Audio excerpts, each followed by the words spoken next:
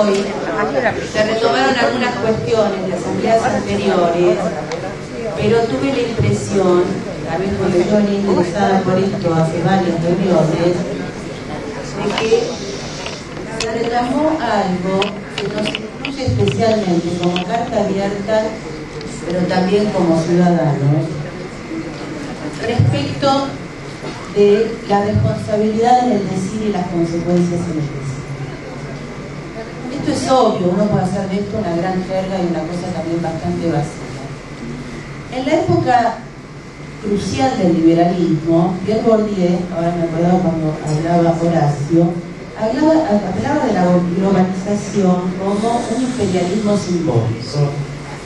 En esa época, yo me acuerdo que trabajando algunas cuestiones sobre la realidad, me detuve bastante en ese texto, porque había algo que me espantaba, que tenía que ver con la normalidad con la cual, si cualquier persona hablaba de alguna circunstancia que tuviera que ver con algo que aquejara a alguna persona, y hablar si se trataba de alguien pobre, las respuestas siempre venían por una teorización macro, muy cerrada, muy académica, que nadie entendía. La única realidad era que no se podía hablar de nada que implicara que ahí hubiera algún sufrimiento de algún sujeto, que fue algo que también escuché mucho en la universidad, mucho escrito, mucho discurso, mucha palabra que no tenga ninguna consecuencia respecto de la realidad. Yo pensaba eso en ese momento. Ahora no creo. Creo que es un discurso que, jugado a que no tiene consecuencias en la realidad, y con esto digo, es una manera de retomar también lo que en algún momento se dijo como no hay historia, no hay ideología, no. Es un discurso que juega de una manera singular y que también tiene consecuencias sobre la realidad. Por ejemplo, produciendo un desvío. Se hablan de algunas cosas y no se hablan de otras. A mí a veces yo pienso que, como muchas cosas las pienso como psicoanalista, me pregunto sobre la pertinencia de hablar en esas cosas acá. La presidenta me sorprende siempre diciendo algo que no es lo que está en la agenda de nadie. Y, por ejemplo, hace pocos discursos nos habló de la preocupación de ella por cierto discurso obsceno en los medios y las consecuencias de esto. ¿Por qué me interesaba? No voy a hablar aquí de los discursos obscenos solamente y de si está bien o no mostrar un traste y hablar de tal cosa o de tal otra de manera más o menos cruda. Pero me parece que si hay algo singular del discurso que yo escucho en los últimos tiempos, es que un rasgo de espectacularidad produce un desvío. Es difícil sustraerse a una gran formulación, sea porque es la formulación de un gran pensador y suena muy importante, o un cacho de traste, es lo mismo, es difícil sustraerse después a poner toda la atención ahí. En ese sentido, dos cuestiones. Yo no estoy tan de acuerdo con que la complejidad de todo lo que se dijo en la asamblea anterior respecto de la legalización del aborto tenga que ver solamente con un problema entre hombres y mujeres.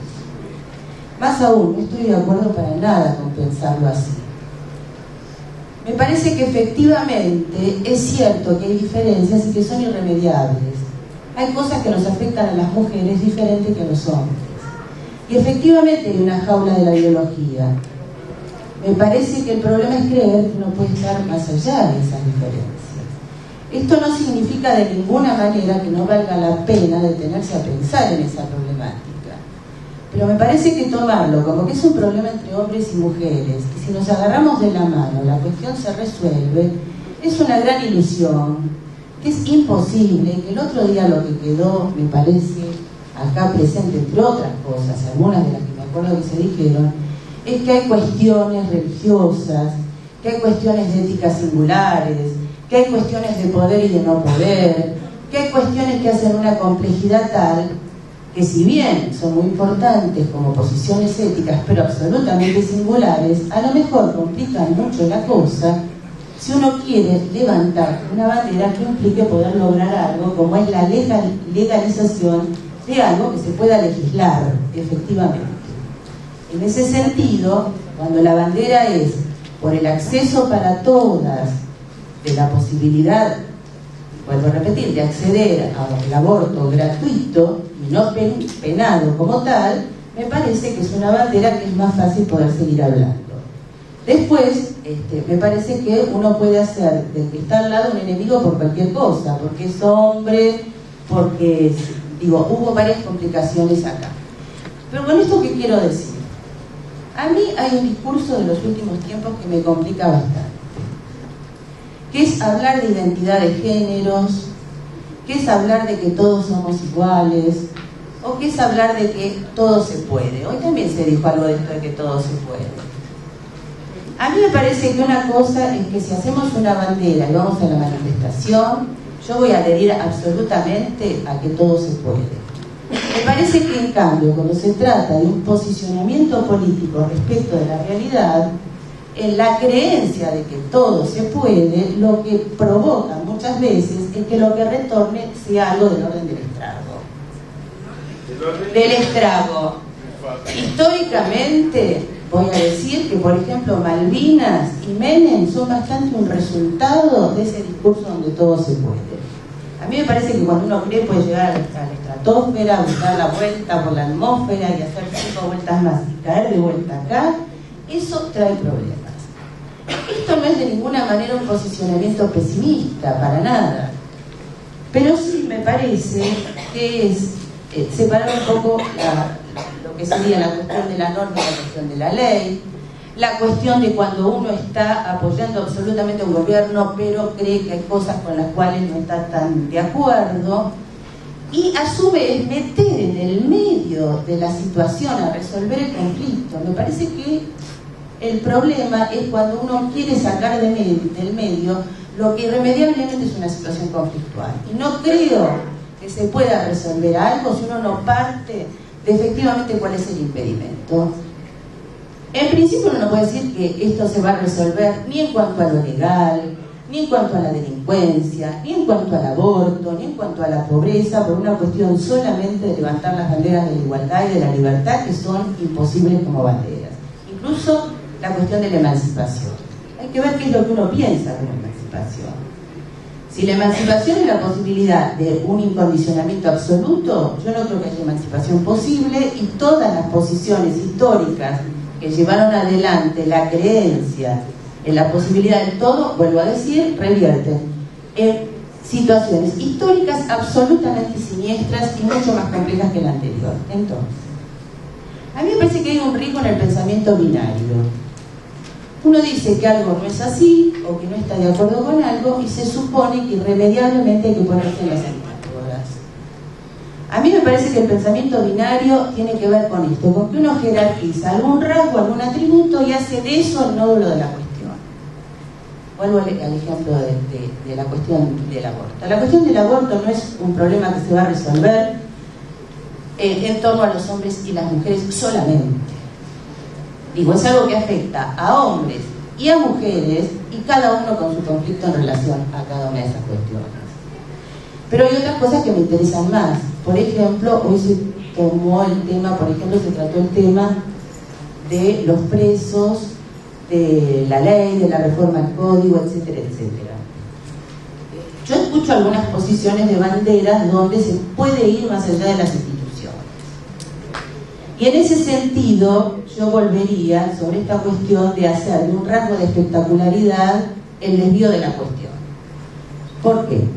Porque no solo me preocupa en relación a los medios esto de que se insta a que la gente curiosee hasta el extremo para saber cuál es la verdad de lo que está pasando. Y en realidad es la manera de no detenerse a pensar cuestiones más estructurales. Por ejemplo, hace poco me llamó mucho la atención cómo en un noticiero de los que se llaman serios, de las 8 de la noche, se entrevistaba a un señor que había matado a su hijo adicto porque le pedía dinero, y entonces las preguntas eran cuál era la distancia que tenía en relación al hijo, si la sombra se le vino a él o él supuso que... Entonces yo me puse a pensar estas cuestiones. Lo digo porque no es solo eso, me parece que lo que está pasando con Vudú se le parece.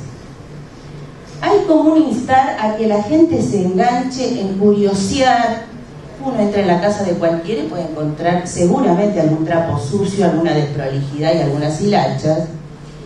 Entonces, se insta a que la gente entre a curiosear hasta el extremo, creyendo que ahí va a encontrar la explicación de lo que ocurrió. De ninguna manera que el hijo sea homosexual, que alguno de las parejas parentales se metan los cuernos, que se hayan peleado y los vecinos opinen mejor o peor, va a dar cuenta de algo que es un acto de salvajismo. Hay cuestiones que son excepcionales. Que un padre mate a un hijo es una situación excepcional. En todo caso, las situaciones excepcionales deben ser tratadas como tal. A mí me parece que instar a creer que uno sigue hurgando en la basura y ahí va a entender la razón de eso que aconteció es un desvío que no da cuenta de ninguna manera, no solo de cuál ha sido la cosa última por lo cual aconteció eso, sino que además insta a suponer que todo se puede. ¿Qué quiere decir esto? ¿Que si se llevaban mal entonces es posible entender que alguien se mate? Ahora vuelvo a esta otra cuestión. Yo creo que es momento de que uno tome en cuenta en el centro de la cuestión que hay cosas que no se pueden. Que en relación a las instituciones hay algo de respeto por las instituciones y no pueden ser tratadas como cualquier cosa. A mí no me parece bien que se interpele al vicepresidente o a la presidenta como si fueran cualquiera. Porque me parece que ahí está en juego otra cuestión. Si hay algo para decir respecto de la función del vicepresidente, me parece que vale la pena que todos nos detengamos.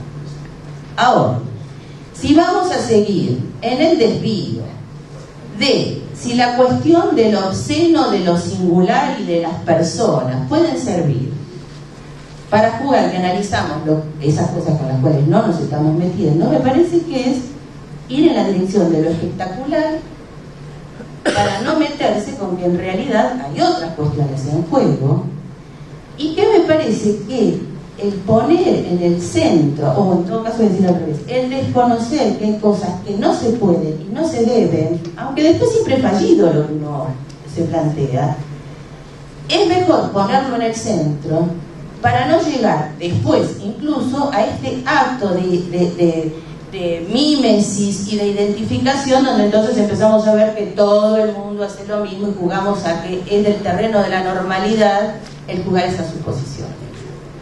Pues, cierro con esto. Para que no se crea que esto se trata de una posición pesimista, siempre uno encuentra en otra gente que es más sabia, mejor comprometida respecto de lo político, esas frases que a mí me iluminan y me gustaría transmitir una cosa para que pensemos juntos. En el artículo de Jorge Hinckley, Violencias de la Memoria, él retoma a Badiou. Badiou, muy a la francesa, dice: yo amo a mi país, o más bien, amo aquello de lo cual a veces es capaz. Jorge Hinckley lo relee y le agrega un no en el medio que me parece maravilloso para pensar la posición política y de responsabilidad que a mí me interesa. Él dice: es lo que me pasa, que lo amo, solo que no amo aquello de lo cual a veces es capaz. Me parece que es importante para pensar una posición de responsabilidad política y ética.